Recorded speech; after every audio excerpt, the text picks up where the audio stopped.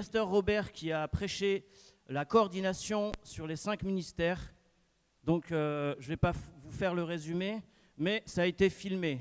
Donc, pour ceux qui n'étaient pas là, vous pourrez voir la vidéo, soit vous me contactez, ou soit vous contactez éventuellement le Bon Berger. Parce que le matin, c'est eux qui filment, et l'après-midi en partie aussi. Pour ce qui a été aussi prêché, c'était mon thème de ce matin. Pour cette pastorale, le Seigneur m'avait appelé, il m'a dit, ce que je veux, c'est que les ministères soient unis ensemble, main dans la main, qu'ils travaillent ensemble. Que les gens arrêtent de chercher leur gloire, de chercher la première place, de faire son one-man show, je ne sais quoi. Non, ce que Dieu il veut, c'est que chacun d'entre nous soit uni afin de travailler ensemble. Amen. Et moi, le thème, c'était l'humilité. Parce qu'on ne peut pas créer quelque chose en commun s'il n'y a pas cette humilité. Et pour être, en fait, il n'y a pas d'unité sans humilité. Pourquoi ? Parce que, tout simplement, celui qui cherche la première place, il est à la mauvaise église, il est au mauvais endroit. Donc, ce que Dieu a voulu dans cette vision, c'est vraiment qu'on soit unis. J'avais proposé aussi l'école biblique pour l'évangélisation, non pas avec une association en particulier, mais avec chaque association ici déjà représentées et celles qui vont se rajouter. Déjà, nous sommes plus de 24. Et c'est une première pastorale qui réunit, je vous le rappelle, les pasteurs et les évangélistes. C'est une première mondiale. J'ai un ami, Jim, qui n'est pas là, et il était un peu malade, donc il est retourné à la maison. Et il m'a dit, même lui, qui est dans une des plus grandes églises aux États-Unis, la plus grande, on sait c'est laquelle, hein, pas besoin de faire de marketing, il m'a dit, ça n'a jamais été fait nulle part. Parce que généralement, les évangélistes font des réunions d'évangélisation, des séminaires et des rassemblements d'évangélisation. Et les pasteurs, des pastorales, voilà, ils se retrouvent entre pasteurs anciens et voilà, ainsi de suite. Mais voilà, le Seigneur m'a dit, il est temps de faire bouger un peu les choses, de faire travailler les ministères ensemble. Donc ce matin, il y a des pasteurs qui sont venus, tout un groupe de pasteurs qui étaient là, qui ont prié pour un autre groupe que j'ai appelé ici, les évangélistes et les pasteurs. Les pasteurs ont prié pour les évangélistes ont prié pour les pasteurs. Donc on pourra le refaire d'ailleurs tout à l'heure, parce que parmi vous, il y en a pas mal qui n'étaient pas là ce matin, enfin pas mal, quelques-uns en tout cas, qui ne pouvaient pas non plus, hein, on est tous pris quelque part, mais le fait d'être venus, merci à vous, merci vraiment beaucoup. Ça prouve que vous cherchez aussi l'unité et non pas votre propre ministère. Je ne sais pas si vous avez remarqué, beaucoup de gens, enfin beaucoup, au lieu de mettre ministère de Jésus-Christ, ils mettent ministère de Paul, ou plutôt ministère de Mohamed, ou ministère de Mamadou, au ministère de Jacob. Non, non, ce n'est pas votre ministère, les amis. Ce n'est pas notre ministère, ce n'est pas mon ministère. C'est le ministère de Jésus-Christ. C'est le ministère de Jésus-Christ seul. Après, ceux qui font ça, moi, j'ai rien contre. Dieu leur a parlé à une certaine époque. Mais moi, ce que je vous propose, c'est ce que je vous ai déjà proposé ce matin, c'est de s'unir les uns avec les autres, les ministères avec les ministères. Ceux qui évangélisent, pas forcément les évangélistes, tout le monde n'est pas évangéliste. Mais tout le monde doit évangéliser. Ce n'est pas moi qui le dis, c'est Matthieu 28. Mais en même temps, quand on évangélise, on doit aussi faire des disciples, leur enseigner aussi. On ne peut pas prendre quelqu'un dans l'évangélisation et après, c'est bon, ça y est, il a accepté le Seigneur, allez, tu n'as plus besoin de moi. Non, ce n'est pas comme ça. Robert a prêché sur les 5 ministères. Et ce qu'il a dit, ceux qui étaient là, est-ce que vous avez aimé? Est-ce que c'était vrai? Qui était là parmi vous ce matin? Levez la main, s'il vous plaît. Oui, il y a quand même un bon monde. Ok, super. Donc, unanimement, vous pouvez me dire que ce que vous avez entendu était vrai. Amen. Mais je ne vous entends pas, votre amen, il est faible là. Amen. Amen. Donc, pour ceux qui n'ont pas pu voir cette vidéo, enfin, pour ceux qui n'étaient pas là ce matin, vous pouvez voir la vidéo. Et je vous invite vraiment à écouter cette prédication du pasteur Robert. Et de moi, mais bon, je ne vais pas m'en... voilà. Donc, ce qui a été présenté ce matin, c'était vraiment l'unité, donc humilité pour l'unité. Ou plutôt unité sans humilité, c'est impossible. Donc, ceux qui viennent d'arriver, j'ai proposé ce matin à des frères et sœurs, à des ministères, de travailler ensemble, de collaborer ensemble. Et là, en mangeant cet après-midi, Il y en a, j'étais content parce qu'il y a déjà des ministères là qui sont en train de collaborer ensemble, là, qui ont des projets qu'ils vont faire en commun et tout. Je ne sais plus où ça va être, dans le sud de la France ou dans l'Est, je ne sais plus, ou en région parisienne. Et puis d'autres, j'entendais aussi. J'ai eu aussi un écho ce matin, quelqu'un qui avait reçu du Seigneur que ce que le Seigneur proposait était très bon. Et je dis merci Seigneur. Il m'a dit qu'il est prêt à mettre leur association en coordination avec cette œuvre. Alors qu'est-ce qui a été proposé ce matin? L'école biblique pour les évangélistes et aussi une fédération, mais pas fédération, parce que mot fédération, il y a près d'une centaine de fédérations en France, mais une communion. On garde le PER, mais on met le C devant. Communion des pasteurs et des évangélistes rassemblés. Donc, communion des pasteurs, évangélistes et évangélistes rassemblés. Donc le PER, il reste toujours, la pastorale, elle sera toujours là une fois par an. Je ne sais pas si ce sera ici l'an prochain. Donc ce qui a été proposé ce matin, c'est la communion des pasteurs et des évangélistes rassemblés pour travailler ensemble les uns avec les autres. Les ministères, les associations, les œuvres, les pasteurs, les évangélistes, les autres ministères, ainsi de suite, ainsi de suite. Donc j'avais proposé aussi que ceux qui veulent se joindre à ce groupe, vous me contactez, tout simplement. Et en même temps, j'avais proposé aussi autre chose, en plus de cette école biblique, c'est qu'on ne va pas non plus, je vais juste vous donner un petit exemple. Pour l'école biblique, en tout cas, un jour par mois, peut-être commencer en 2019, ce serait bien. En janvier, ce serait une bonne date, pourquoi pas, ou en février, on verra. Donc, un jour par mois, il faudrait qu'on loue un local à Paris ou quelque part, en tout cas dans Paris, pour une classe avec un orateur, mais pas n'importe quel orateur, un orateur avec de l'expérience, plutôt des orateurs chaque mois, un orateur chaque mois plutôt, qui durerait une année à peu près. Mais, c'est là où vous intervenez, mes frères et sœurs. Là, je m'adresse aux associations d'évangélisation. 15 jours, ils vont en cours une fois dans le mois. Ils ont été au cours, 15 jours après le cours, le lendemain, 15 jours après, ils vont venir à EPI Évangélisation.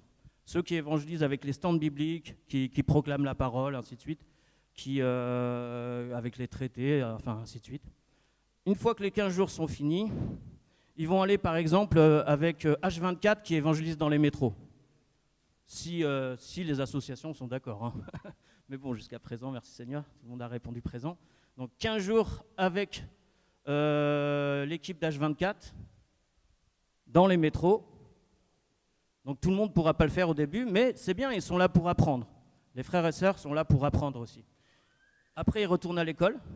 Enfin non, pardon, 15 jours, oui, c'est ça. Après, ils retournent à l'école un jour. Puis hop, 15 jours après, pourquoi pas avec Route 777, les bikers, ceux qui évangélisent l'Europe avec leur Harley, tout ça, les grosses motos et tout. Ça, c'est génial. Et ça, il y a peu qu'ils le fassent. Et puis, encore 15 jours après, avec OM, Organisation Mobilisation. C'est ceux qui évangélisent les bateaux. Marseille, en Espagne, tout ça, dans le sud. Ceux qui bombardent de traités, de bibles, de DVD, tout ça, en quantité énorme. Et là, les bateaux, ce n'est pas 100 personnes, c'est des milliers de personnes. Et combien partent rien que Marseille? Énormément. Après, ils reviennent à l'école une fois. Après, ils repartent dans encore une autre association. Désolé, je n'ai pas encore les avions, mais je pense que l'an prochain, si Dieu veut, on aura les avions. Amen. On a aussi l'église, l'évangélisation vis-à-vis des musulmans, avec Mohamed qui était là ce matin, mais qui n'a pas pu être avec nous. Pourquoi? Parce que qui va nous apprendre comment évangéliser des musulmans si ce n'est pas un musulman? Eux, ils sont originaires, ils connaissent bien, c'est leur ministère auprès des musulmans. Il y a aussi Juifs pour Jésus qui sont là aussi. Donc comment évangéliser les Juifs? Franchement, faut aller à la source, quoi. Ils sont baignés dedans, hein. Les Juifs, tous les Juifs ont baigné dedans dès leur enfance. Donc je ne pense pas que c'est un Juif que tu vas lui apprendre la Bible, quoi. Le Nouveau Testament, oui, mais l'Ancien, bon, plus ou moins, quoi. Mais voilà. Donc je ne sais pas si vous avez compris le principe. C'est que ce n'est pas l'école biblique de Idir, Guéroumi, non. C'est en commun.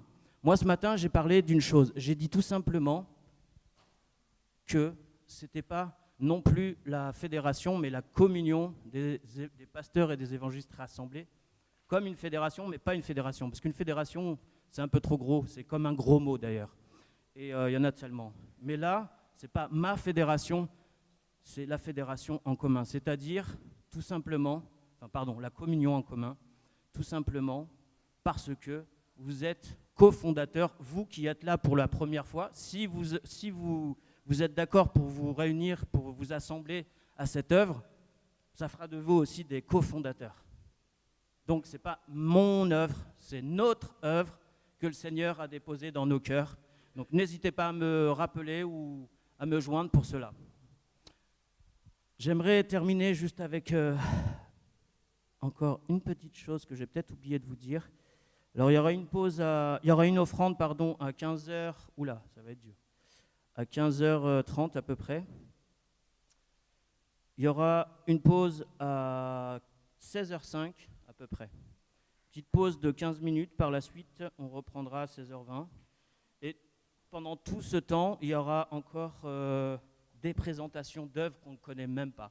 Il y a des choses qui se sont passées déjà ce matin, des gens qui évangélisaient via les jeux vidéo, vous avez entendu, vous vous rappelez, avec notre frère, c'était, il me semble, SEM, avec l'association L'œuvre SEM, évangéliser via des jeux vidéo.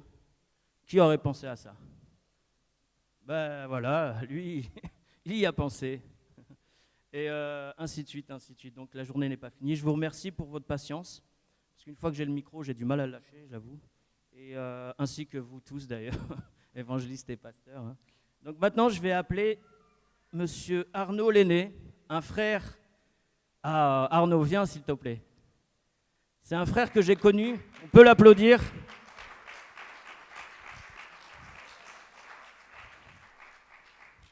Arnaud, c'est un frère que j'ai connu à l'école biblique au début de ma conversion, puis au début de la sienne aussi, je pense. Alors au début, on se fritait un peu. On se fritait un peu, bah ouais, il y a les caractères qui ressortent et tout, qui est le plus beau, qui est le plus fort et tout, machin.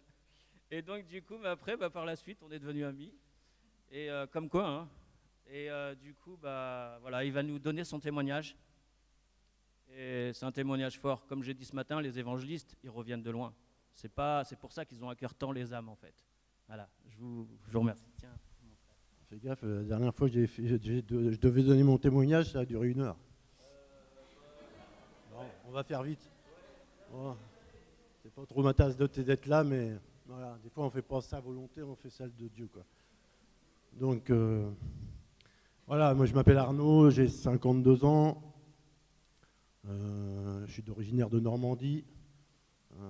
Je me suis converti il y a 15 ans. J'étais toxicomane, alcool, joint, un peu de filles de temps en temps, enfin bon, tout ce qui va avec le monde, quoi.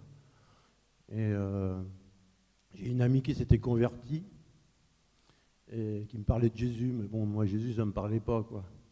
Donc, ce qui m'a touché, c'est son témoignage de vie, en fait. J'étais interpellé parce qu'en 1 an, elle avait changé complètement de vie, elle se défonçait avec moi avant. Et là, j'ai découvert une nana qui avait un poste à responsabilité, habillée avec un petit tailleur, enfin, un changement complet, quoi. Donc, c'est vraiment le témoignage qui est, pour moi, qui est important. Après, il y a des gens qui sont touchés juste avec Dieu te bénisse, hein, j'ai vécu ça aussi, quoi. Et donc, j'ai décidé d'aller à l'église, et puis j'ai passé un peu de temps avec les chrétiens, c'était cool. Et voilà, puis après, je suis retombé, le diable m'a rattrapé, je suis retombé encore dans la cam, hein. Je prenais de l'héroïne, hein, je sniffais de l'héroïne. Et pendant ces 2 derniers mois à l'héroïne, je me suis dit, mais j'étais pas si mal avec les chrétiens, c'était cool cet été. Puis je suis revenu à l'église, et quand je suis revenu, le pasteur m'a mis la main dessus, et puis on est content de te voir. Il me dit, écoute, il y a des baptêmes dans 3 semaines, si ça te branche, voilà. Prépare ton témoignage et on te baptise, quoi. Puis je me suis dit, bon, de toute façon, si Dieu existe, on verra bien, ça coûte rien d'essayer. Bon, je savais pas que ça allait coûter autant, mais... Et voilà, donc j'ai fait le pas. J'ai fait mon premier pas de foi. Et le jour du baptême, Dieu m'a libéré de l'héroïne, quoi. Et ça, c'était un...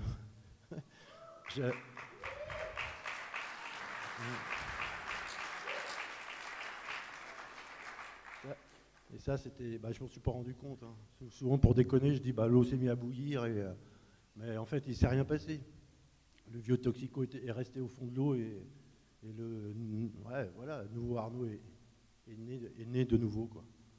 Et puis voilà, puis à partir de ça, je me suis dit, waouh, apparemment, il y a quelqu'un qui t'aime bien là-haut, quoi. J'arrivais pas encore à dire Jésus parce que je le connaissais pas. Et après, je crois 9 mois après, j'ai commencé une école biblique. Alors en candidat libre, hein, parce que j'avais arrêté l'héroïne, mais je fumais des clopes, je buvais, j'ai eu quelques relations avec des filles aussi pendant l'école biblique. Enfin, c'est pas un conseil que je donne aux gens, hein, mais c'était l'état dans lequel j'étais à l'époque. Parce qu'aujourd'hui, il faut être plus sain que les saints pour faire une école biblique. J'ai entendu ça. Même pour le baptême, il ne faut plus fumer, il ne faut plus boire. Enfin, on demande aux gens de comprendre des choses qu'au bout de 3-4 ans de conversion, on ne comprend pas toujours. Donc voilà. Et puis j'ai croché, quoi. J'ai fait cette école biblique en candidat libre, parce que le pasteur était bien inspiré. J'étais assez rebelle, donc faire une école pendant 9 mois complète, c'était compliqué pour moi. Et quand il m'a dit, tu peux la faire en candidat libre, le mot libre, ça a sonné à mon oreille, quoi. J'ai dit, ok. Bon, et puis il m'a dit, t'assistes au cours que tu veux.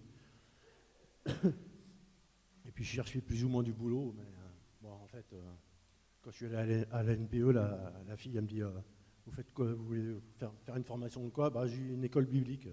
Alors c'était même pas marqué dans ces classeurs. Elle me dit, bon, je marque que vous êtes en formation, puis on vous fiche la paix pendant les 9 mois. Là aussi, c'était la main de Dieu, quoi. Et puis voilà, donc j'ai fait mes 9 mois, et vraiment, j'ai vu l'approbation de Dieu à la fin, parce que franchement, personne n'aurait parié sur moi, quoi. J'ai rendu aucun devoir, j'ai raté qu'une seule semaine. Et en fait, tous ceux qui avaient des 17 de moyenne, je crois que j'étais le plus applaudi de tous, quoi. Comme quoi, les derniers seront les premiers seront les derniers. Et là, j'ai vu le petit clin d'œil de Dieu, quoi. Puis les gens aussi, je pense qu'ils se sont dit, c'est un miracle, ce gars. Et puis voilà, et puis en fait, j'ai continué de chercher le Seigneur, ça fait 15 ans que ça dure. Mon amour pour Dieu, il grandit, parce que, comme disait Idir, c'est un chemin d'humilité. Il faut être capable de reconnaître qu'on a eu tout faux. Et à partir du moment où on reconnaît ses erreurs, qu'on est à l'écoute, moi, aujourd'hui, j'essaie vraiment d'écouter tout le monde, parce que Dieu parle à travers tout le monde. J'ai pas de père spirituel, j'ai pas de couverture spirituelle, mais je sais que Dieu peut me parler à travers un chrétien ou un non-chrétien. Donc en fait, le fait d'être à l'écoute de tout, d'être observateur, ça me permet de peut-être avoir un peu plus de discernement, quoi. Et voilà. Puis aujourd'hui, donc, j'étais dans une église où c'était pas terrible. C'était bien au départ, mais à la fin, ça partait un peu en cacahuète. Puis j'ai voulu partir, comme tout le monde, quoi. Et en fait, le Seigneur m'a dit, non, je suis en train de te former, et tu restes. Donc on m'a mis de côté, on m'a volé, on m'a menti, on m'a dénigré, parce que voilà, si vous rentrez pas dans les plans des autorités, vous êtes un insoumis. Mais en tout cas, j'étais soumis à Dieu, puis Dieu m'a béni, quoi. Au bout de 10 ans, il n'y avait plus personne dans l'église. Je suis parti au bout de 10 ans, parce que le Seigneur m'avait dit, lève-toi, maintenant lève-toi. Donc la formation n'était pas finie, mais ce temps était fini. Et donc j'ai dit, ok, je me lève, mais pour aller où? Et en fait, Dieu m'a emmené en Suisse, quoi. Donc je voulais pas y aller. Alors, c'est pas où. Moi, j'aime pas la montagne, j'aime pas le froid. Donc voilà, c'était un combat. J'ai pas pris l'autoroute pour aller en Suisse, hein. J'ai vraiment pris toutes les petites routes. J'ai retardé j'ai vraiment retardé jusqu'au dernier moment. Et puis, en fait, l'an dernier, je suis allé dans une église comme ça. J'avais pas encore d'église. Moi, en fait, à la fin de mon église, j'avais prié. Je dis, Seigneur, si vraiment ça vient de toi d'être envoyé, je veux être envoyé par ceux qui restent dans l'église. Et 3 jours après, il y a un gars qui vient me voir. Il me dit, écoute Arnaud, tu pars. On sait pas trop où, mais tu pars et on voudra prier pour toi pour être envoyé. Et ça, c'était juste la confirmation de ma prière, quoi. Et donc je suis parti, ils ont prié, je suis parti. Et voilà, maintenant, l'année dernière, j'ai été dans une église où il y avait une prophétesse qui était là, puis j'étais là un peu en touriste. Parce qu'en fait, entre le moment, les 10 ans de fin d'église et l'année dernière, il s'est passé 4 ans sans église. Alors, je n'ai pas suffoqué. Hein. Parce que je pense aussi que les 4 ans sans église, moi, ça a été mon parcours. Ça montre aussi où on en est, quoi. Ça ne m'a pas empêché de me nourrir, de côtoyer d'autres chrétiens, mais ça a été 4 ans sans église fixe, quoi. Ce qui m'a permis d'aller dans toutes les églises, en fait. Mais j'allais pas tous les dimanches, et puis voilà, c'était mon parcours, quoi. Mais je crois que mon cœur, ça m'a appris aussi à fonctionner un peu plus avec l'esprit. Et puis, en totale liberté, mais je sais que ça ne plaît pas trop, les électrons libres. Hein. Mais c'est pourtant ce que je suis. Aujourd'hui, je suis soumis à Dieu, quoi. Enfin, j'essaye. Parce que c'est plus moi qui vis, c'est Christ qui vit en moi, quoi. Donc, ça bataille. Le fait d'être en Suisse, je ne voulais pas y aller. On m'a proposé un job à plein temps, bien payé. J'ai dit non, je veux un mi-temps. Et puis dernièrement, voilà, j'ai repris quelques personnes, des autorités d'ailleurs. Voilà. Parce que je crois que voilà, c'est biblique aussi de se reprendre les uns les autres. Et puis je crois qu'on peut tous se reprendre, quoi. Et puis franchement, j'étais pas super en paix parce que c'est jamais facile de dire des choses qu'on croit discerner. Puis j'ai demandé au Seigneur. Puis Seigneur, si je me suis planté, fais que je puisse aller demander pardon. Et voilà, quoi. Et Dieu m'a confirmé que j'avais fait juste. Plusieurs fois, parce que quand se passe des choses comme ça, j'ai au moins 5-6 confirmations. Et Dieu m'a confirmé plein de fois que j'avais fait juste. Puis je dis, mais Seigneur, tu m'envoies en Suisse, il n'y a que des chrétiens. Moi, j'aime aller dans le monde, j'aime aller évangéliser, j'aime aller parler de toi, prier pour les gens. Je dis, qu'est-ce que je fous là en Suisse au milieu des chrétiens, quoi. J'étais pas très content. Je ne respectais pas après Dieu, mais... Et en fait, il m'a envoyé dans Ézéchiel 2. Je n'ouvre pas beaucoup ma Bible. Je ne prie pas des tonnes, mais voilà. Dieu fait avec qui je suis aujourd'hui, quoi. Puis il m'a envoyé dans Ézéchiel 2, et Ézéchiel 2, ça dit, je t'ai établi dans ce pays. Enfin, ça parlait d'Israël, je t'ai établi comme prophète en Israël, et tu dois aller parler à des gens. Alors ils t'écouteront ou ils t'écouteront pas, ça t'es pas responsable, mais ta responsabilité, c'est de dire les choses, quoi. Je me suis dit, super, Seigneur, ça va être cool, je vais pas me faire que des amis, quoi. Mais bon, voilà, je crois qu'il y a un prix à payer.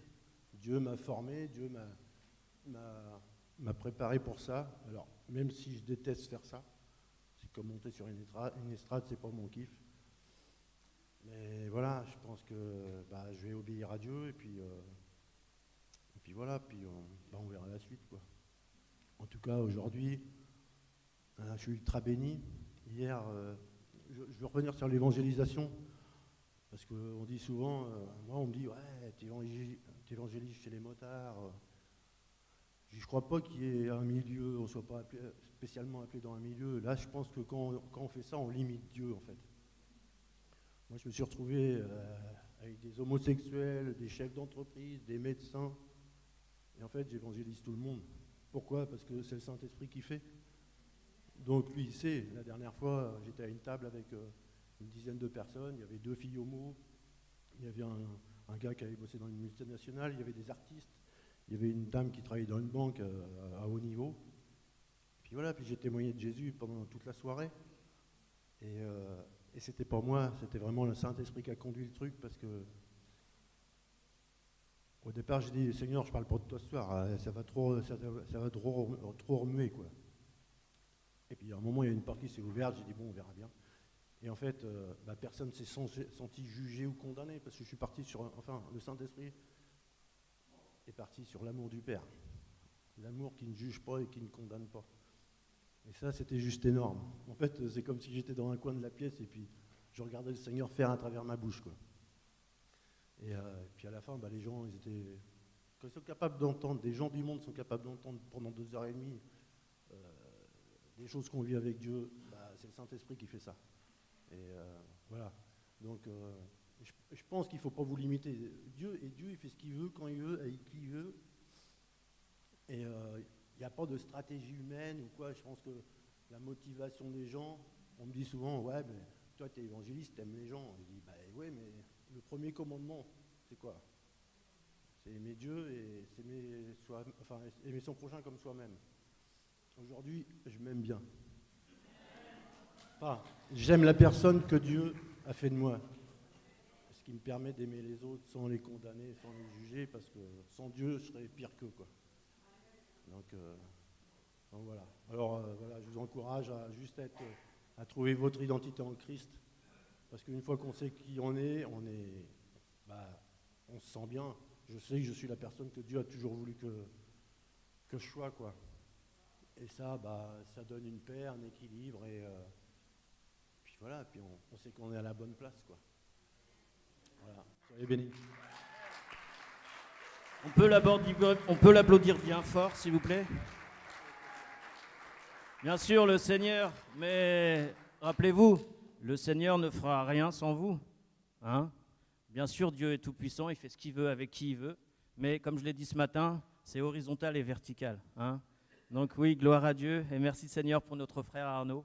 C'est vrai qu'à l'école biblique, je me souviens, au début, on était tous super spirituels les 2 premiers mois. Oh, les enfants de Dieu qui viennent faire une école biblique 24/24, du coup on dormait ensemble, on mangeait ensemble, on priait ensemble. L'école biblique, c'était du matin au soir, de, je ne sais plus, 7h, on devait être là, je ne sais plus quelle heure, 7h30, je ne me rappelle plus très bien, jusqu'à 20h le soir, ou même plus des fois. Et tous les jours de la semaine, la prochaine ville était à 15 km, la plus proche, on était dans un chalet, enfermés les uns sur les autres. Vous connaissez la Star Academy, la même chose, mais version chrétienne.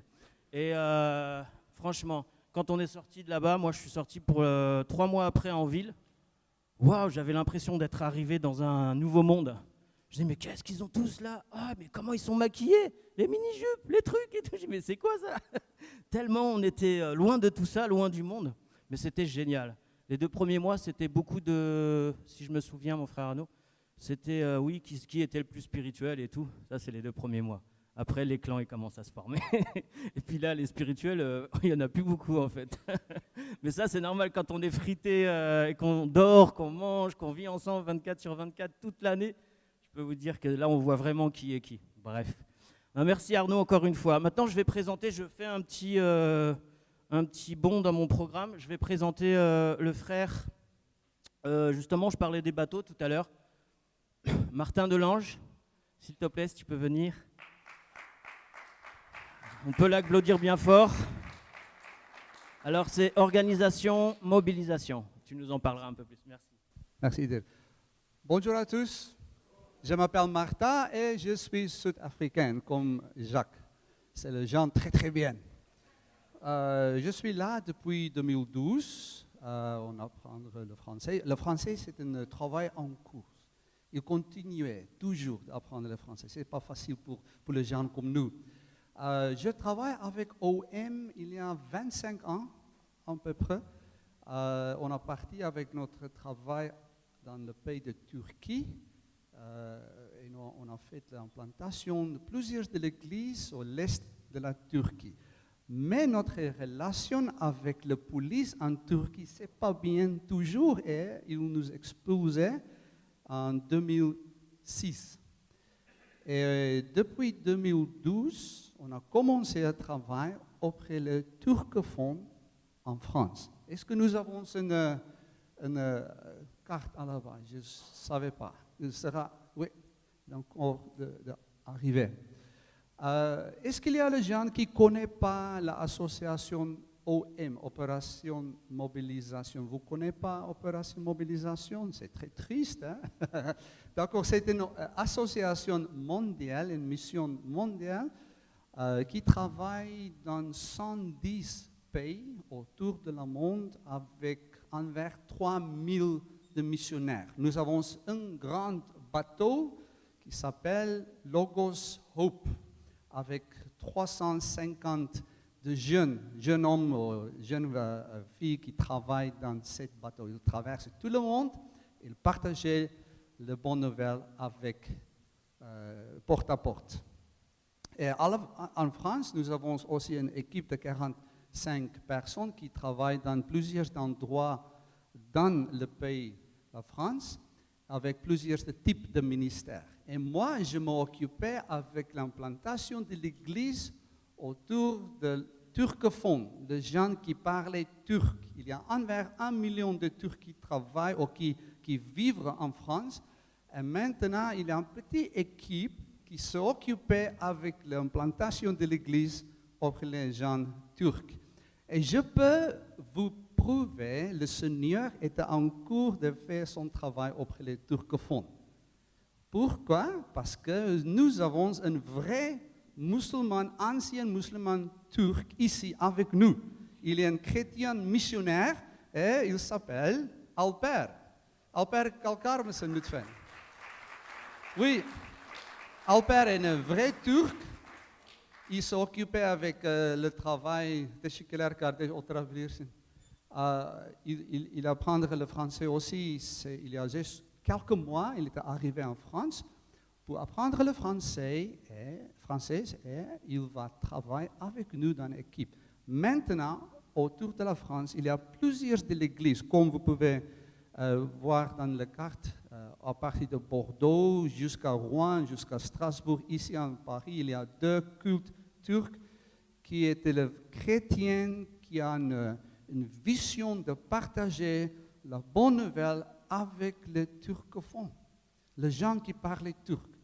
On a l'Injil comme ça, c'est le petit Nouveau Testament qui notre partenaire City Bibles nous fournit avec un bon prix. Toujours, il nous aide à distribuer le Nouveau Testament aux gens turcs. Et aussi, on a écrit un livre qui raconte notre témoignage de notre expérience en Turquie. Et si vous voulez apprendre une histoire vraie, une histoire émouvante et aussi une histoire honnête, ça c'est un livre qui peut vous bénir. Le français la française dans ce livre, c'est vraiment mieux que le français que je parlais, d'accord? C'est pas moi qui fais la traduction. Mais j'ai juste quelques livres dans la table au fond de la salle. C'est gratuit pour vous aujourd'hui. Et si vous voulez faire un don, il faut obéir le Seigneur. Je ne vais pas vous bloquer, mais maintenant, aujourd'hui, c'est gratuit pour vous. Toute l'information dans ce livre, vous pouvez nous contacter. Mais il y a seule une condition pour apprendre ce livre gratuit. D'accord? Juste une seule prière pour ce ministère auprès des gens qui parlent turc, s'il vous plaît. Nous avons une invitation, si vous avez le temps, le 1er décembre, pour écouter quelques témoignages de chrétiens qui étaient l'ancien musulman, ils acceptent le Seigneur comme leur sauveur. Et si vous voulez un repas en 3 plats turcs, à Évry, nous avons une soirée turque pour glorifier le Seigneur pour tout le travail qu'il fait auprès des turcophones. Merci beaucoup, que Dieu vous bénisse et on peut rester en contact. Si on peut applaudir, s'il vous plaît. Merci beaucoup, Martin. Martin est quelqu'un de très humble. Et en fait, si vous lisez ce livre, vous allez vous rendre compte, je ne vais pas raconter l'histoire de Martin parce que, remarquez s'il est dans le livre, Martin, ça ne te dérange pas si je parle un petit peu de toi, 2 minutes? Ouais. En fait, Martin, c'est quelqu'un qui vient d'Afrique du Sud, comme il l'a dit. Et Martin et moi je viens d'Afrique du Nord. Alors moi, je viens tout en haut l'Algérie, là, tout en haut la Kabylie, et lui tout en bas de l'Afrique. À nous deux, on est l'Afrique, en fait. on inonde l'Afrique. Amen. Et Martin a reçu un appel du Seigneur pour aller en Turquie. Là-bas, il a formé beaucoup de pasteurs, de futurs pasteurs. Il a fondé aussi des églises. Celles que vous avez vues, là, les 7 églises, c'est lui qui les a fondées. Mais ce que Martin ne vous a pas dit, c'est que il y a eu aussi beaucoup de souffrance quand il a été chassé de Turquie, avec ta femme et tes enfants, je crois, c'est ça? Là-bas, tout ce qu'il avait fondé, il avait formé des pasteurs, des églises, c'est ça, on est OK? Dis-moi si je me trompe. Et malheureusement, il a été viré du territoire. Vous connaissez, même encore aujourd'hui, en Turquie, vous avez entendu aux infos, c'est chaud, ce qui se passe là-bas, c'est très chaud. Et encore aujourd'hui, il n'y a pas longtemps, il y a un pasteur qui a été libéré, un pasteur américain, vous avez dû entendre parler. Et combien sont encore dans ces geôles, dans ces prisons? Mais ce que Martin ne vous a pas dit, c'est que les pasteurs qu'il a formés, une fois qu'ils l'ont viré, ils ont tué 3 pasteurs. Donc quand toi, tu es responsable et que tu vas faire de l'implantation d'église, que tu vas enseigner des futurs pasteurs, que tu vas former, tout ça, c'est tes enfants. Et après, quand tu es viré, tu n'as plus le droit de voir tes enfants. Après, on te prend tes autres enfants, mais là, on les tue, quoi. Et pour vivre avec, au début, j'imagine que ça ne devait pas être facile. Et vous voyez, ce que j'aime chez Martin, c'est son humilité. Quelqu'un de humble. Ce matin, on parlait avec Robert. Robert en parlait, pasteur Robert en parlait, moi aussi d'ailleurs. Ceux qui cherchent leur gloire, ils n'ont rien à faire à cette réunion déjà, mais ceux qui cherchent leur gloire, ils ne vont pas mettre sur leur carte de visite apôtre, prophète. Hein, on est d'accord? Ben voilà, Martin fait partie de ceux-là. Donc, sans plus attendre, le temps passe. Je vais demander à ma femme, Bénédicte, si tu veux te lever. Je ne vous ai pas présenté encore, j'aurais dû le faire dès le départ, mais ce matin j'étais vraiment pris. Donc si tu veux venir, chérie, c'est elle qui a fait tout le travail administratif. Vous savez qu'un homme n'est rien sans sa femme. Et en fait, ma femme, c'est elle qui a fait tout le travail administratif. Et puis il faut me supporter aussi, c'est pas non plus donné à tout le monde. Et en même temps, c'est elle aussi qui corrige mes fautes de français. Oh là là, je suis vraiment un cancre. Quand je vous dis en français, je suis un cancre, je suis vraiment un cancre. Que ce soit l'écriture, les fautes d'orthographe, c'est une catastrophe ambulante. Ça va, je m'en sors avec les maths, mais c'est pas parce que je suis d'origine orientale que les maths, même si on a inventé les maths, mais quand même. Voilà, donc je te laisse te présenter, chérie. Voilà, je suis l'épouse de Idir, Bénédicte. Et je fais partie, j'ai plusieurs implications dans plusieurs associations, dont une qui s'appelle ICCC, une chambre de commerce chrétienne internationale. Et donc le président de cette association viendra tout à l'heure parler de ce qu'on fait. Donc nous, on intervient plutôt dans le domaine de l'entreprise, du monde des affaires. Et l'idée, c'est vraiment d'équiper des chrétiens pour qu'ils sont vraiment appelés à représenter le Seigneur, à être des témoins du royaume, là où ils travaillent, là où ils sont appelés. Donc c'est soit des chefs d'entreprise, soit des salariés. Et on est là pour les équiper, leur donner des enseignements pour qu'ils puissent vraiment vivre le royaume là où ils sont. Et être des témoins, bien sûr, pour tous les gens qui les... justement, quand on parle d'ICCC, le président arrive, donc c'est à point nommé. Donc il partagera tout à l'heure son témoignage aussi. Merci, chérie. Donc cette réunion, merci de l'applaudir bien fort, elle le mérite, car elle a vraiment passé du temps devant son ordinateur. Et en même temps, nous allons faire une offrande pour justement le projet en commun de l'école biblique pour l'évangélisation, mais aussi pour, je répète, pour ceux qui viennent d'arriver, encore une fois, CPER. Il y a la PER une fois par an maintenant, et la CPER, communion des pasteurs et évangélistes rassemblés ou unis. Donc ça va être en cours. Mais pour cela, il faut aussi des fonds.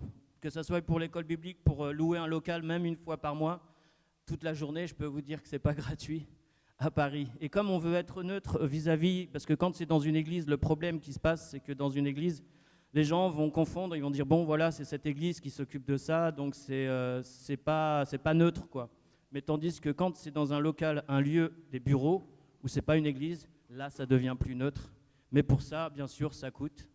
Et merci en tout cas pour votre offrande. Et surtout, je rappelle encore une fois pour ceux qui viennent d'arriver, la vision de cette pastorale, de cette première pastorale, c'est vraiment l'humilité dans l'unité. On ne peut pas être, je reprends encore, on ne peut pas être dans l'unité si on n'est pas dans l'humilité, mes frères et sœurs. Sans plus attendre,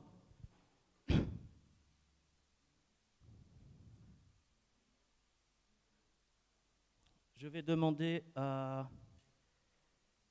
Oh, je suis désolé pour le retard. Je sais que Tous pour Christ, j'ai encore Route 777 à présenter, je suis vraiment navré. Si ça peut être rapide. Je sais que Tous pour Christ doivent partir dans pas longtemps parce qu'ils ont l'évangélisation à, je ne sais plus où, à Paris. Donc, si tu veux bien venir, Pierre.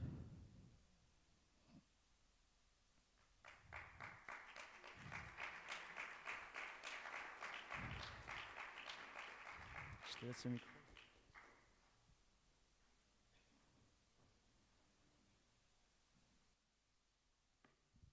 Merci Udir pour cette invitation et c'est une joie d'être parmi vous. Alors je m'appelle Pierre Hayek, je suis responsable du groupe Tous pour Christ. On est un groupe d'évangélisation où dans le but, c'est aussi dans l'unité, comme PER, de rassembler les chrétiens de plusieurs églises, de plusieurs confessions, de plusieurs dénominations pour sortir ensemble. Parce que c'est ensemble où on va être plus fort. Mais aujourd'hui, chacun de nous est séparé dans son coin. Chacun de nous a son église, a son entreprise, et chacun de nous fait les choses de son côté. Et on doit apprendre à être ensemble pour annoncer Jésus, avoir de l'impact. Alors Tous pour Christ, on évangélise le samedi principalement, dans des lieux différents de Paris à 16h30. Aujourd'hui, on sera à 17h à Saint-Denis, donc je vous demande vos prières. Et le jeudi, on se rassemble pour prier ensemble, parce que pour sortir ensemble, on doit apprendre à se connaître et on doit prier ensemble. Nous, en tant que chrétiens, on doit apprendre à manifester l'excellence. L'excellence dans tous les domaines de notre vie, dans notre travail, dans nos familles. Manifester l'excellence dans nos églises aussi. Et on doit le manifester tous les jours. L'évangélisation se fait tous les jours, partout où nous sommes. Nous ne devons pas avoir honte et peur de parler de Jésus. On doit parler et on doit manifester la grandeur de Dieu partout où nous allons.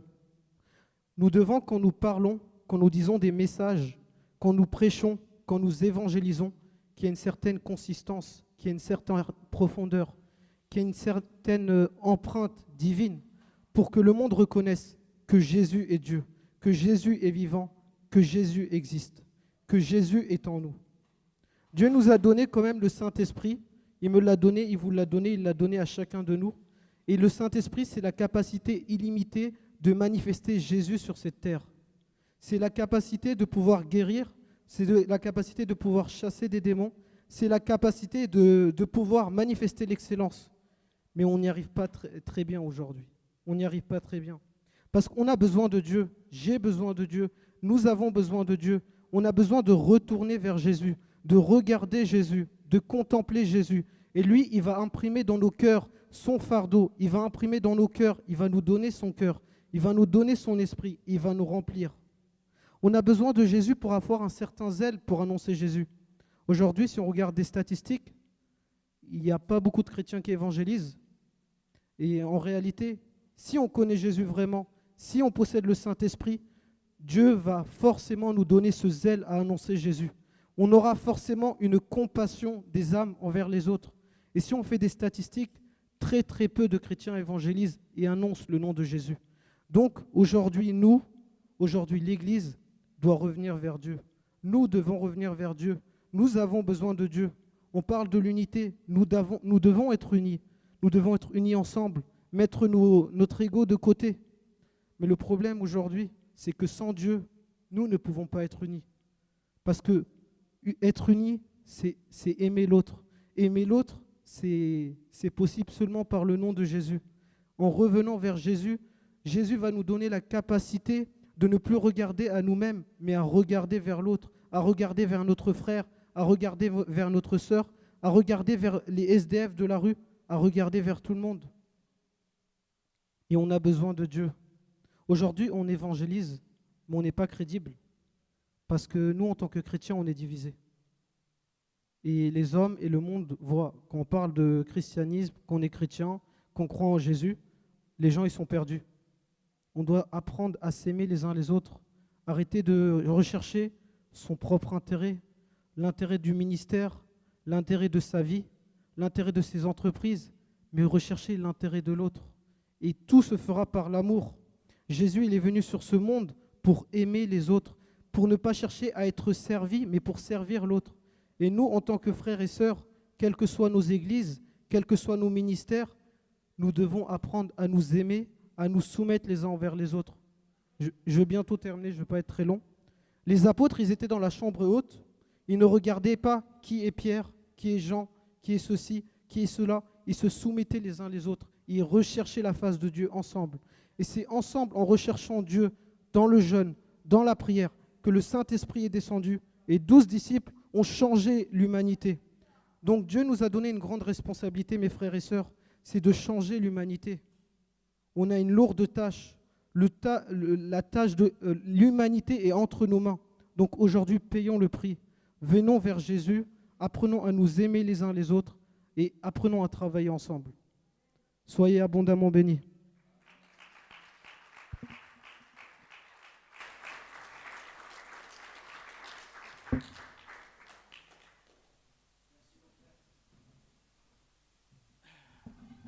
Merci Pierre. Pierre, on le connaît depuis, on se connaît un petit peu, ça fait pas très longtemps, peut-être 2 ans, je ne sais plus très bien, 1 an, ou peut-être moins encore. Mais c'est vraiment quelqu'un, en fait, ce qu'il ne vous a pas dit non plus, c'est qu'il organise aussi, ils font de l'évangélisation, oui, dans la rue, mais ils n'ont pas oublié la prière. Je sais que même s'il ne me le dit pas, mais vous savez, hein, chez le milieu chrétien, tout se sait. Dans le monde chrétien, tout se sait. Alors, il y a des trucs vrais, mais il y a aussi des trucs faux. Hein. Et Pierre, je sais qu'ils font une réunion de prière chez toi, je crois, c'est ça? Une fois dans la semaine, le jeudi? Ça devient petit parce qu'il y a du monde qui... tant mieux, alors c'est que c'est bon, si ça devient petit, c'est qu'il y a beaucoup de monde qui viennent prier. Et ça, c'est vraiment formidable. Et encore une fois, cet homme-là est un homme humble. Vous voyez, il fait plein de choses à côté, mais il ne va pas forcément en parler. Et vraiment, c'est vraiment... la vision de cette pastorale, c'est vraiment l'unité dans l'humilité. Je le répète encore une fois. Maintenant, je vais demander à Peter Pilon. C'est City Bible, c'est la fondation City Bible, et c'est le président de la fondation City Bible qui est situé en Hollande. Il vient de Hollande et il repart en Hollande, donc il n'est pas à côté, il a encore 600 km à faire ce soir. J'ai un peu chamboulé le planning.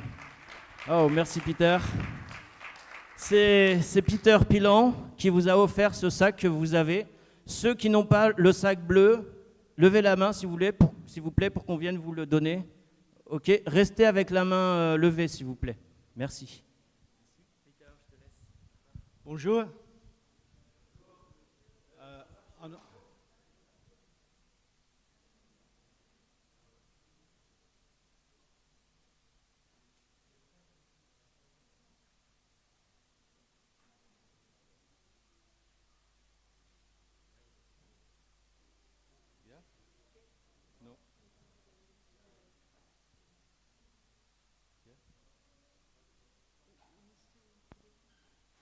Okay.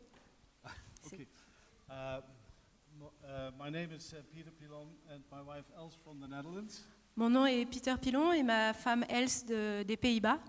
And although we are not focused on Paris, et bien que nous ne sommes pas focalisés sur Paris, we love to serve you when you are serving the Lord Jesus. On aime vous servir quand vous servez le Seigneur Jésus.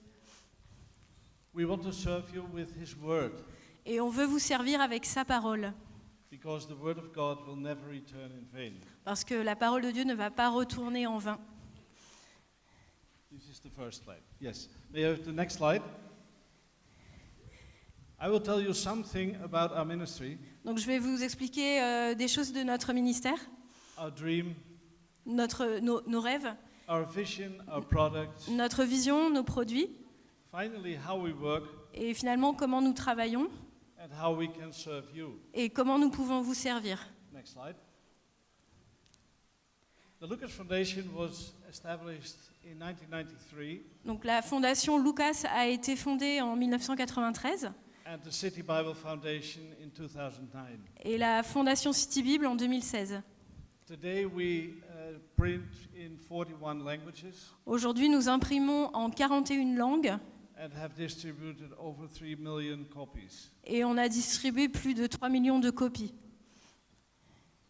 Our vision, Donc notre vision, of course, our vision is to share the word with all the lost souls. donc notre vision, c'est de partager la parole avec tout le monde, Because what every human being needs is our Lord Jesus. parce que tout être humain a besoin de notre Seigneur Jésus. But today Europe is not Europe again. Mais aujourd'hui, l'Europe n'est plus vraiment l'Europe, enfin plus la même Europe qu'avant. When you are living in Portugal, Quand vous vivez au Portugal, you can have a neighbor from Bulgaria. vous pouvez avoir un voisin de Bulgarie. When you are in England, Quand vous êtes en Angleterre, you can have a Greek neighbor. vous pouvez avoir un voisin grec. And this migration is increasing in Europe. Et ces migrations, elles sont en train d'augmenter en Europe. So when I'm a Christian and my neighbor is from have another language, Quand je suis chrétien et que mon voisin il est d'une autre nationalité et qu'il parle une autre langue, I must have the opportunity to give him the word of God in his own language. je dois avoir l'opportunité de pouvoir lui donner la parole de Dieu dans sa langue natale. And that's why our vision is that we want in every country at least 35 languages available of the New Testament. C'est pour ça que notre vision, c'est d'avoir dans chaque pays d'Europe au moins 35 langues différentes disponibles. This month we have set up also in France a supplier for that. Et ce mois, on a aussi mis en place donc, en France donc un fournisseur pour faire ça. And you found in the blue pockets, Et si vous regardez dans vos sacs bleus, you found the New Testament, vous allez trouver donc un Nouveau Testament, a Gospel of John, an interactive Gospel of John, l'Évangile interactif de Jean, a children booklet called The Good Artist. un petit livre pour enfants qui s'appelle Le Bon Artiste. By the way, it's a brilliant booklet because it speaks about a story from creation to salvation. C'est vraiment une très belle histoire parce que ça parle de l'histoire depuis la création jusqu'au salut. But there's another booklet, it's called Not the End. Et vous avez aussi un autre livret qui s'appelle Pas la fin.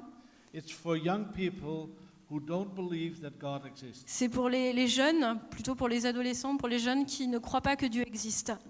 It's about two babies in the womb of a woman, C'est l'histoire de 2 bébés dans le ventre de leur maman. and one of them does not believe that the mother exists because he has never seen her. Et il y en a un qui croit que sa maman n'existe pas parce qu'il ne l'a jamais vue. Read it yourself. Et lisez-le vous-même. Hein. Very special is released this year, the interactive Gospel of John. Et quelque chose de très spécial qui a été inauguré cette année, c'est l'Évangile de Jean interactif. It's also in your blue, in the blue Vous sack. vous en avez aussi un exemplaire dans vos sacs bleus. Okay. And well, if you pardon? Est-ce que vous pouvez mettre le slide sur l'Évangile de Jean? Go, encore. Go. Encore, Go. encore, encore, More. encore. Yes, there he is. Voilà, donc là vous avez tous les... Another one. Next slide. Le suivant. This is the interactive Gospel of John, and you can use the smartphone with the booklet. Et vous pouvez en fait utiliser vos smartphones avec ce livret. In 10 years' time, the smartphone is my personal connection with the outside world. Maintenant, depuis 10 ans, mon smartphone, c'est ma connexion personnelle avec le monde extérieur. Computer is out. Les ordinateurs, ils sont un peu maintenant trop vieux. Tablet is out. Les tablettes, c'est fini. It's the smartphone. Maintenant, c'est les smartphones.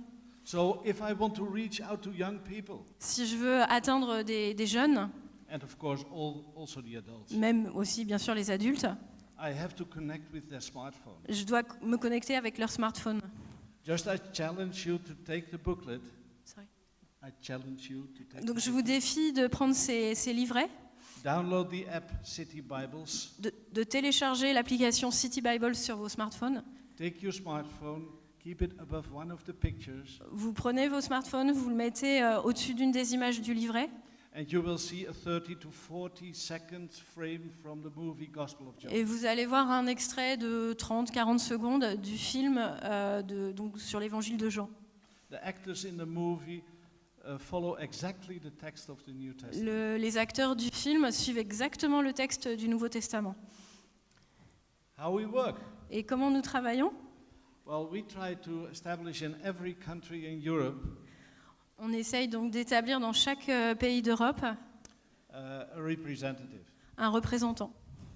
And City Bible Foundation will take care for the production, the content, and the transport. La Fondation City Bible va s'occuper donc de toute la production du contenu et aussi du transport. And the representative represents us in that country. Et le représentant donc nous représente dans ce pays. So if you like to order products of ours, you can go to the representative. Donc si vous voulez commander des produits de notre fondation, vous pouvez vous adresser aux représentants du pays. What's in it for France? Donc, qu'est-ce qu'il y a ici pour la France? From today, you can order at least 40 languages at our representative. Donc, aujourd'hui, vous pouvez commander à peu près une quarantaine de langues à notre représentant. They speak French, English and German. Il parle français, anglais et allemand, mais pas très bien. And there they are. Et est-ce que vous pouvez avancer la présentation jusqu'à la slide de... Idir and Benedict will be our representatives. Encore? Next. Next. Encore? Encore? Voilà. Idir and Benedict will be our representatives in Donc, France. And you directly can go to our website www.citybibles.fr. donc Idir et moi, nous sommes les représentants de City Bible pour la France. Et donc, vous pouvez aller voir le site web en français, donc citybible.fr, pour regarder déjà et puis commander si vous êtes intéressé. On the next slide, you will see Donc, sur le slide the suivant, homepage of the website. vous allez Yes, voir there. une page du So- site web.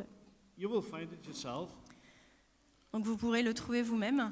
and we are ready to serve you. And I must say, it is for us very special, this conference. We have a burden for France for a very long time. Nous sommes vraiment prêts à vous servir et pour nous, cette conférence, c'est vraiment quelque chose de très spécial parce que nous avons vraiment un fardeau pour la France depuis longtemps. And we love to serve you, and with that, the Lord Jesus. Et nous aimons vraiment vous servir et avec le Seigneur Jésus. Merci. Merci.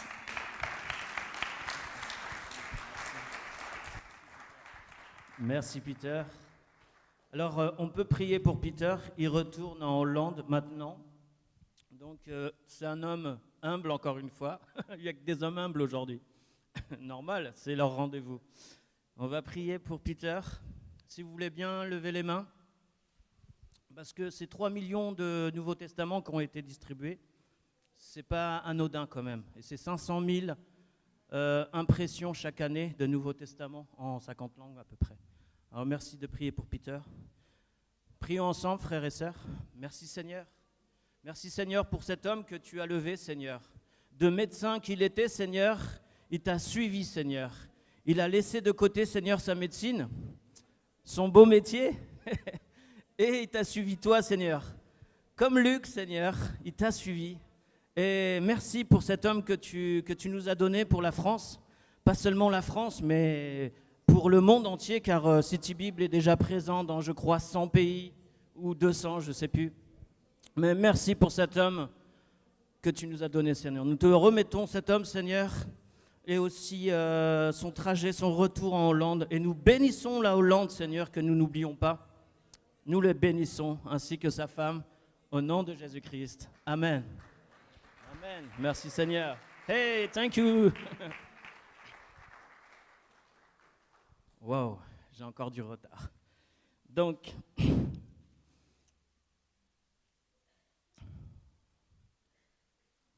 je sais que certains ont du travail là. Il y a des évangélistes qui ont des stands là-bas. Nous, ce matin, avec Épi, comme on est assez nombreux à Épi, ils étaient en train d'évangéliser là-bas à Barbès. Et cet après-midi, avec Épi, c'est à Ménilmontant. Non, pardon, c'est à un nouveau lieu, dans le 20e, Gambetta, voilà. Donc, tout le monde n'était pas là.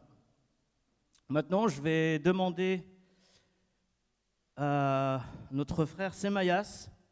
Vous aimez les jeunes? Y a-t-il des jeunes plutôt dans la salle? Je vous entends pas assez fort, pourtant d'habitude vous criez plus fort que ça.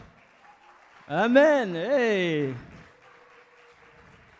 Alors comment parler d'évangélisation, de ministère et toutes ces choses? Si on a la possibilité de mettre les générations, c'est super. Après nous aurons Lucie de Jeunesse en Mission qui va prêcher. Pour l'instant ça va être le frère Semayas. Il y aura aussi Jacques Barbero, le plus vieux évangéliste que je connaisse, mais pas dans la tête. Dans cette tête, il a 20 ans. Mais bon, le corps, c'est le corps. Hein, 20 ans à peu près. Et donc, voilà, donc c'est pas à ton tour, Jacques, mais je vous donne la suite du programme. Donc maintenant, je vais demander, sans plus tarder, alors, on dit comment? T'es pasteur, évangéliste? Ok, comme tu... Alors, ah ouais, on va faire comme moi, pasteur évangéliste, voilà. Voilà mon frère. Alléluia, j'aimerais que nous puissions acclamer le Seigneur Jésus-Christ, s'il vous plaît. À lui soit toute la gloire, tout l'honneur pour l'éternité. Le premier, le dernier, l'alpha, l'oméga, le tout-puissant. Amen.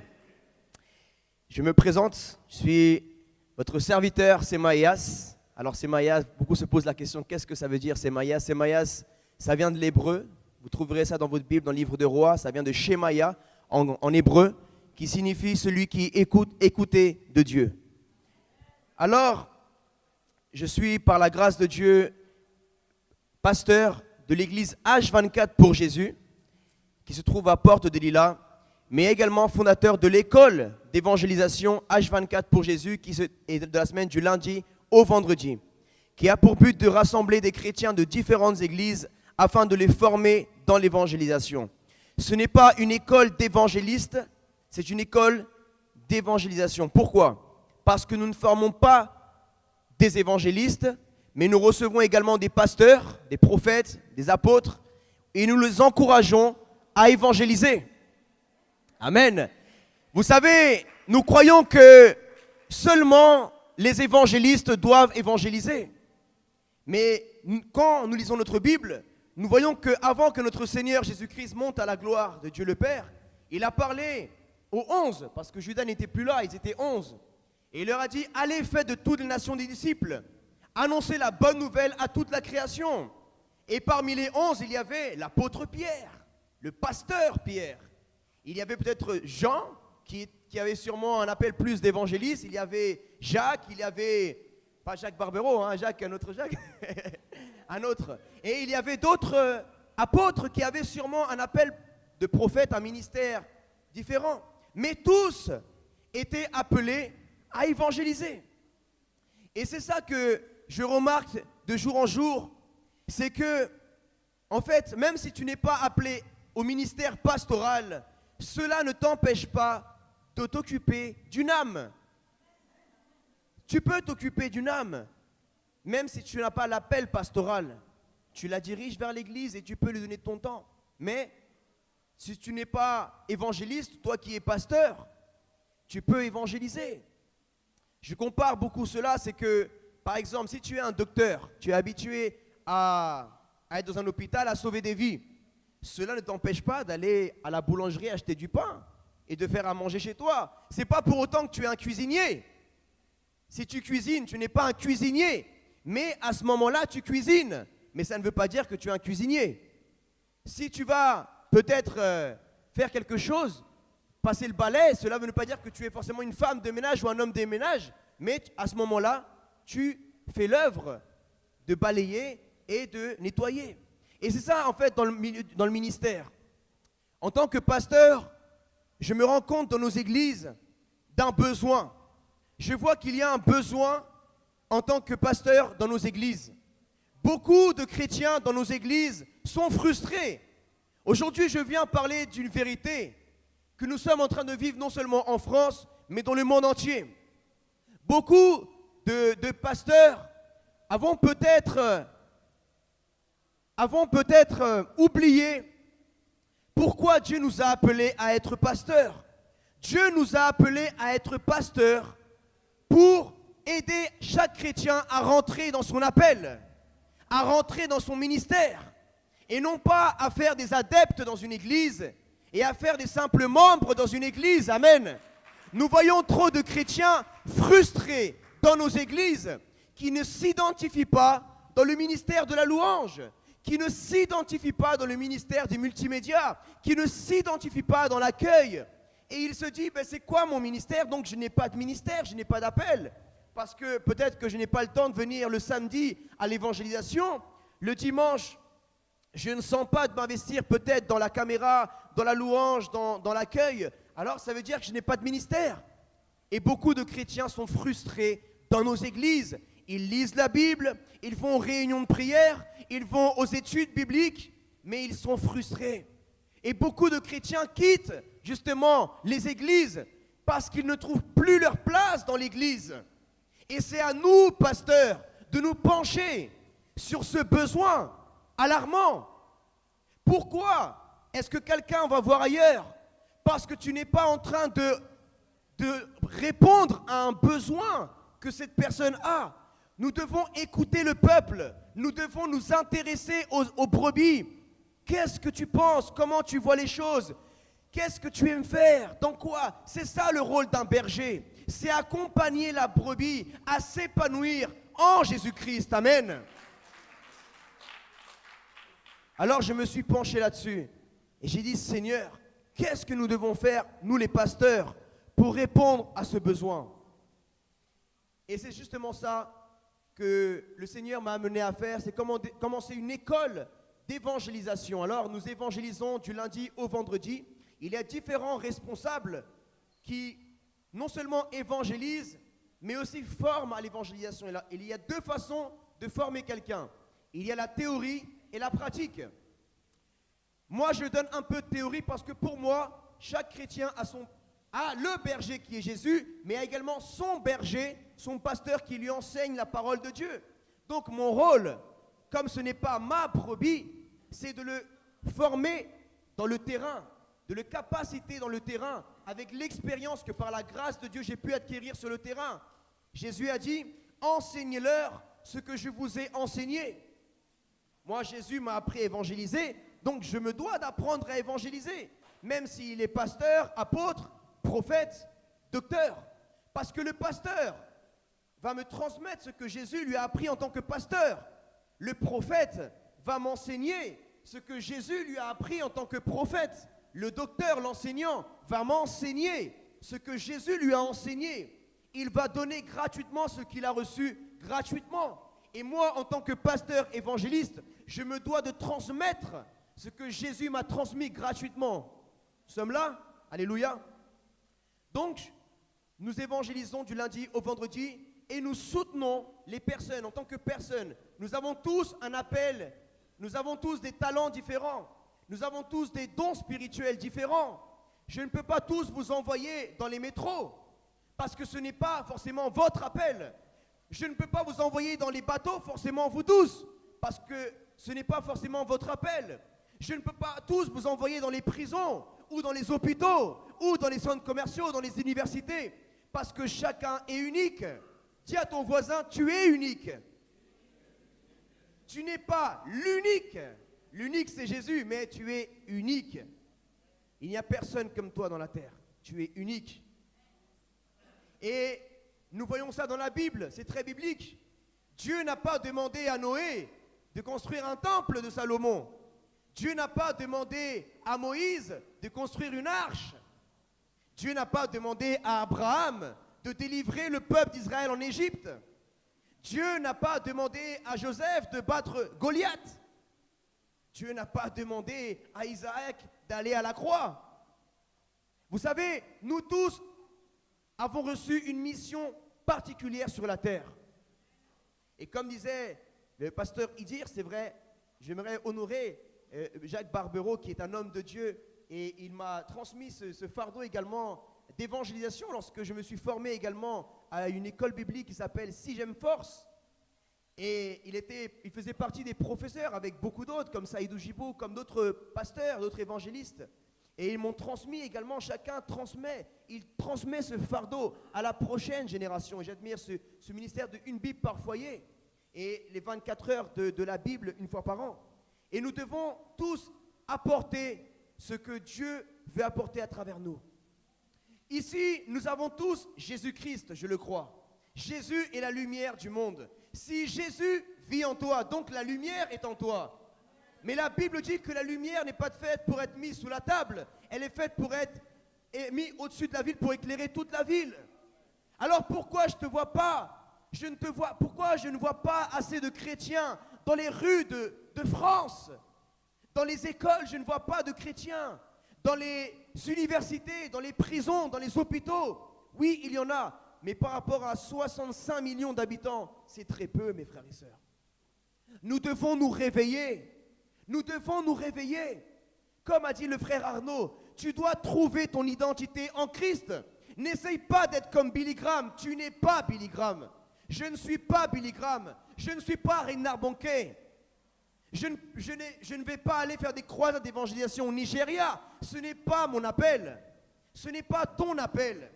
N'essaie pas de faire comme quelqu'un d'autre. Fais comme Jésus-Christ.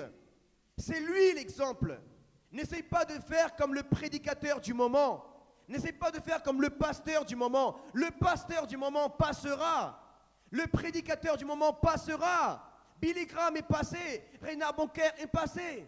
Maintenant, c'est ton temps à toi.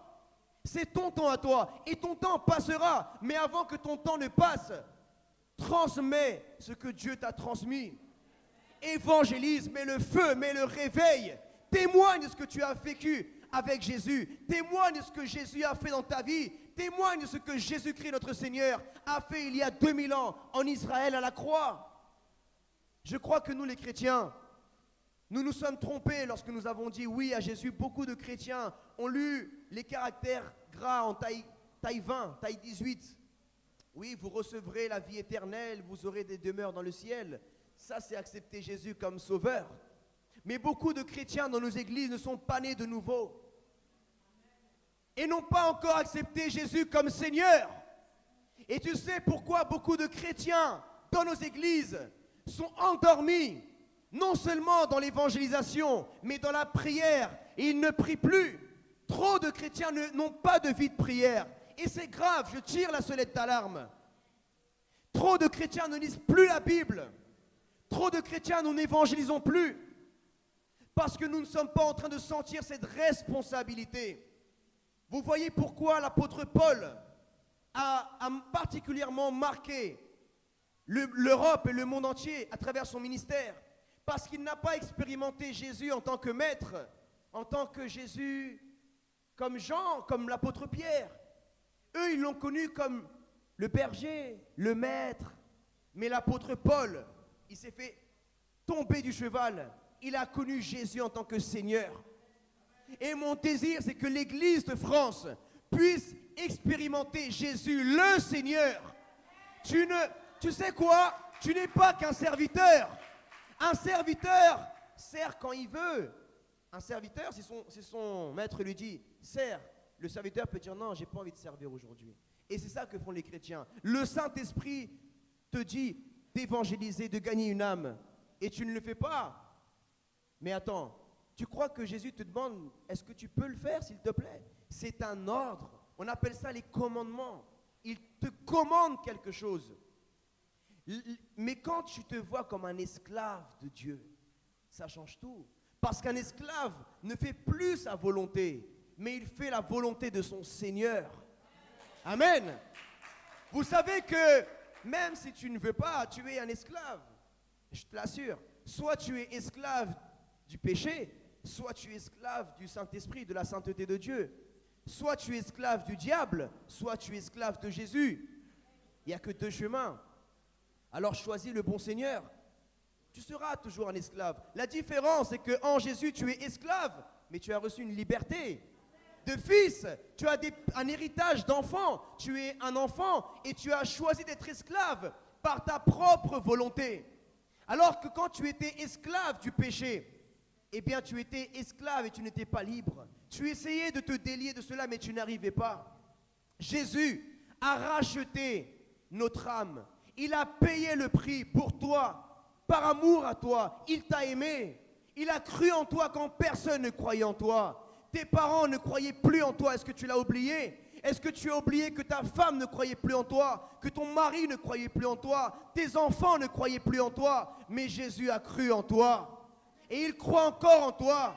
Même si hier soir tu es tombé dans le péché, il croit encore en toi. Parce qu'il t'aime. Et il ne laisse pas la place au doute dans son cœur. Alors toi aussi, ne laisse pas la place au doute dans ton cœur. Tu es appelé. Tu es une femme de Dieu. Tu es un homme de Dieu. Moi, je crois en toi, ma sœur. Je crois en toi, mon frère. Je crois que tu es le réveil de la France. Tu sais pourquoi? Parce que Jésus vit en toi. Et ce n'est pas toi qui vas faire. Ce n'est pas toi qui vas parler. C'est Jésus qui vit en toi qui fera. C'est Jésus qui vit en toi qui parlera à travers toi. Quand Dieu a appelé Moïse, Moïse a dit, mais Mais qui suis-je? Il a commencé à vouloir. Parce que, attention, il y a l'humilité. Mais être timide, ça ne veut pas forcément dire que tu es humble. Il y a des gens orgueilleux qui sont timides. Et la richesse n'a rien à voir avec l'humilité. Il y a des gens pauvres qui sont très orgueilleux. Et il y a des riches qui sont humbles. L'humilité, le degré de ton humilité se règle dans l'intimité avec le Saint-Esprit. C'est ton contact avec le Saint-Esprit de Dieu, la communion que tu as avec ton Père dans l'intimité, qui va définir ton niveau d'humilité. C'est de comprendre qui est Dieu pour toi. C'est de comprendre pourquoi il t'a ramené dans ce monde. Jésus savait très bien pourquoi il était dans ce monde. Il a dit, je ne suis pas venu faire ma volonté. Tu devrais le répéter plus souvent dans ta chambre. Je ne suis pas venu faire ma volonté en France, mais je suis venu faire la volonté de mon Seigneur Jésus-Christ. Tu ne fais plus ce que tu veux. Quand tu as dit oui à Jésus, tu as dit non à ta vie. Ça, c'est la taille que tu n'as pas vue en bas du contrat. Celui qui veut me suivre, qu'il renonce à lui-même, qu'il porte sa croix chaque jour et qu'il me suive. Il n'a pas dit chaque dimanche, qu'il porte sa croix chaque dimanche. On n'a pas la même Bible. Qu'il porte sa croix chaque mercredi, à la réunion de prière ou à l'étude biblique. Tous les jours.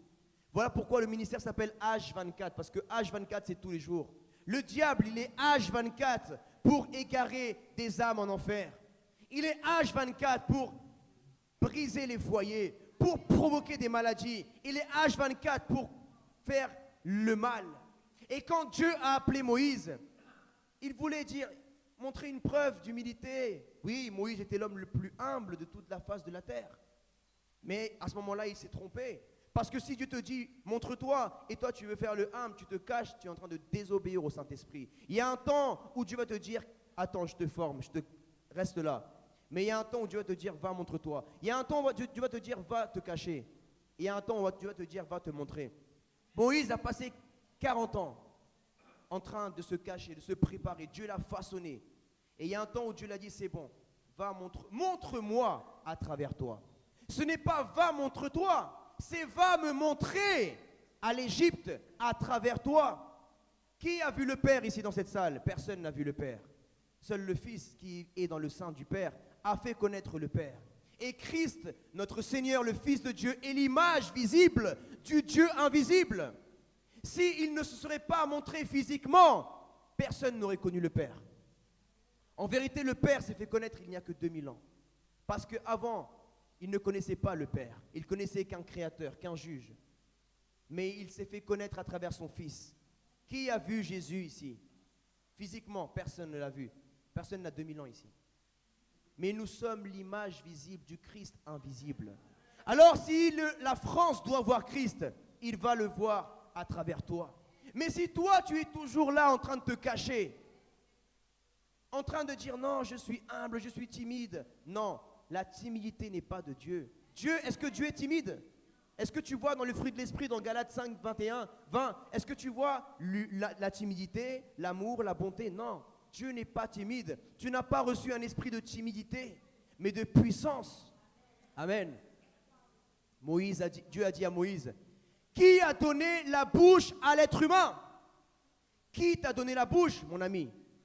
La même bouche avec laquelle tu parles fort à ta femme, avec laquelle tu parles fort à ton mari. Là, tu as une bouche. Là, tu ouvres ta bouche pour parler à ta femme. Et tu lui cries dessus. À ton mari, tu lui cries dessus. Et pourquoi on ne t'entend pas crier dans les métros? Pourquoi on ne t'entend pas crier dans les rues le nom de Jésus-Christ? Pourquoi on ne t'entend pas crier dans les bateaux? Hein? Toi qui cries ta femme, toi qui cries ton mari, pourquoi tu n'es pas la voix qui crie dans le désert? Va crier dehors. Va crier le nom de Jésus. Va dire à tout le monde ce que Jésus a fait pour toi. À la maison, tu n'es pas timide pour parler mal à ton mari, pour te rebeller, ou parler mal à ta femme, tu n'es pas timide. Mais quand le Saint-Esprit t'ordonne de parler de son amour à quelqu'un dans la rue, là tu fais le timide, mais à la maison tu n'es pas du tout timide. Nous sommes des hypocrites, mes frères et sœurs. Et je m'inclus dedans. Nous sommes des hypocrites. Nous devons sortir de cette religiosité. Nous ne sommes pas dans une religion.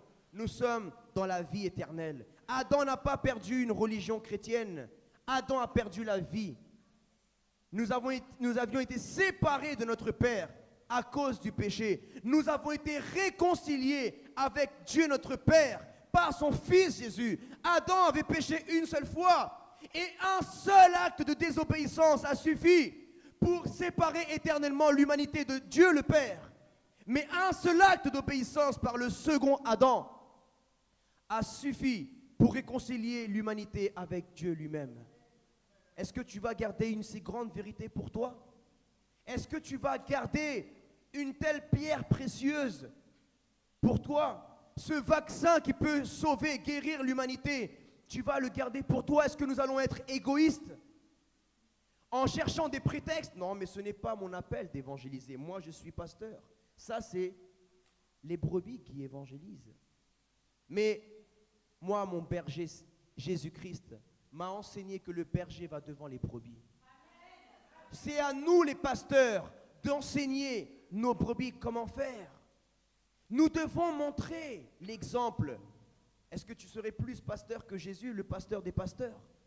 Est-ce que tu serais plus apôtre que Jésus, l'apôtre des apôtres?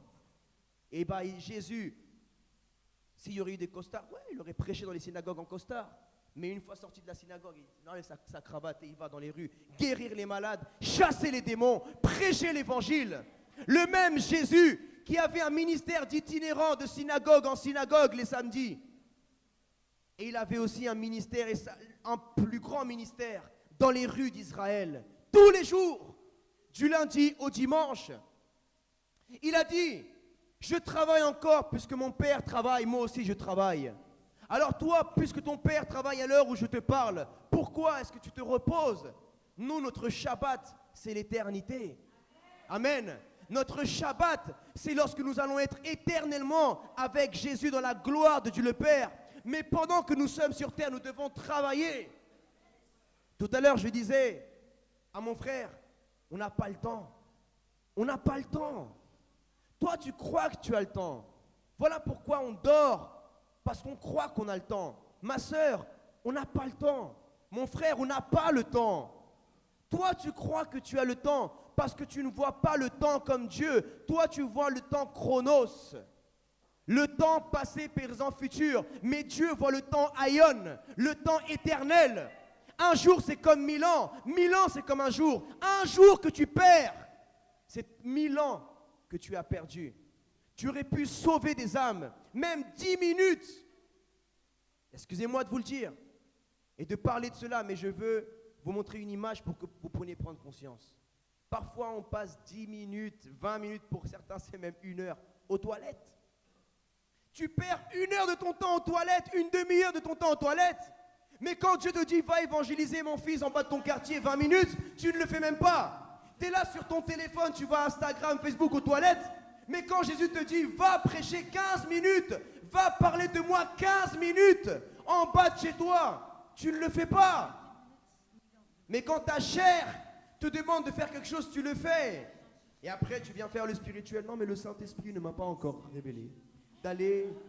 Ah oui, et donc toi, tu demandes au Saint-Esprit où tu vas manger au restaurant tout à l'heure. Tu demandes au Saint-Esprit comment tu vas t'habiller, comment...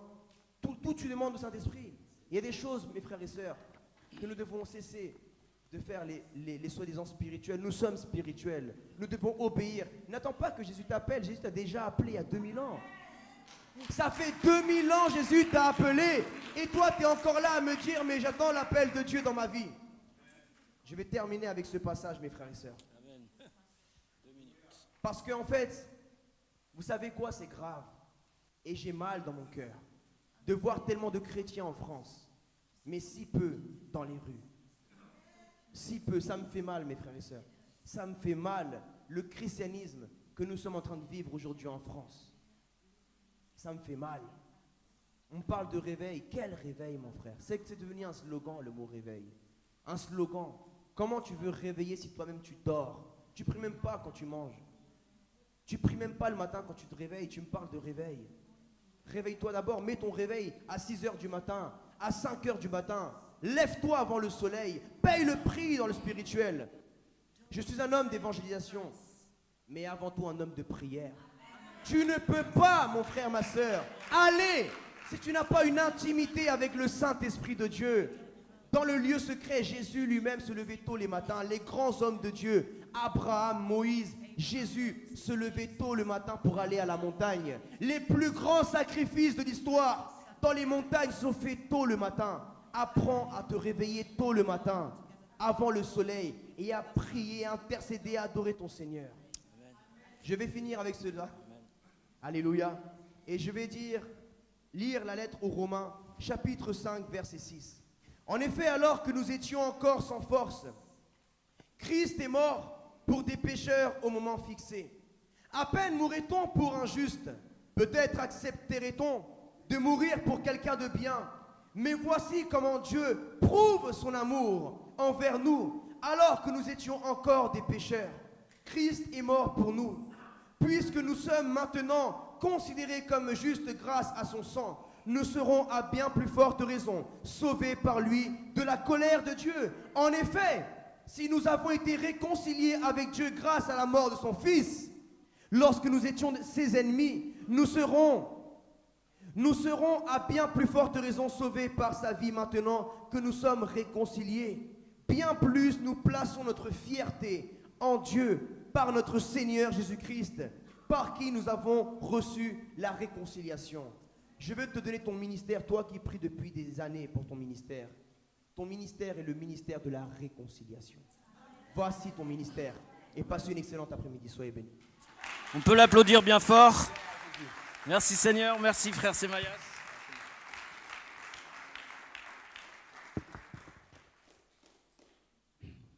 Waouh.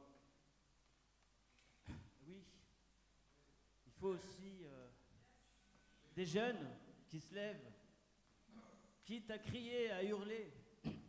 Ça ne va pas plaire forcément à certaines générations, parce que bon, voilà, ils ont vieilli, ils sont devenus plus calmes, mais tout le monde a besoin d'entendre l'évangile. Et c'est vrai que, surtout pour les jeunes, j'ai demandé à Semayas de prêcher pour les jeunes. En fait, le thème c'était motivation à l'évangélisation pour les jeunes. C'est ce qu'on avait dit ensemble. Et en fait, dans l'évangélisation, il n'y a pas que des personnes d'un certain âge, mais il y a aussi des jeunes. Et les jeunes, vous pouvez prêcher gentiment, ainsi de suite, ceci, cela, mais ils ont le feu en eux. Un jeune, c'est quelqu'un qui ne tient pas en place déjà. Donc, il a besoin de retrouver des gens comme lui, mais qui ne tiennent pas en place aussi. Je ne dis pas que tu ne tiens pas en place, mon frère, hein. Mais dans le sens où, voilà, c'est le feu, c'est le zèle. Un latino, c'est comme ça, hein, comme moi, un africain. Mais bon, j'ai 44 ans maintenant, donc on a 27, je crois, c'est ça. Voilà. Donc, du coup, tout le monde a besoin d'entendre l'évangile. Les jeunes, comme les moins jeunes, comme les plus âgés, comme les plus très âgés. Je pense à Jacques. Vraiment, merci Seigneur pour Jacques. On a hâte d'entendre ce qu'il a à dire, je vous assure. Là, on a eu 27 ans, 84, 83. Il va sur 84. Il a commencé l'évangélisation dans les années 70. Le premier stand, 1970. On collabore avec EPI Évangélisation et une Bible par foyer. On collabore souvent, que ce soit dans l'enseignement, parce qu'on fait aussi des séminaires à droite à gauche. Et eux aussi. Et c'est Jacques généralement qui prêche.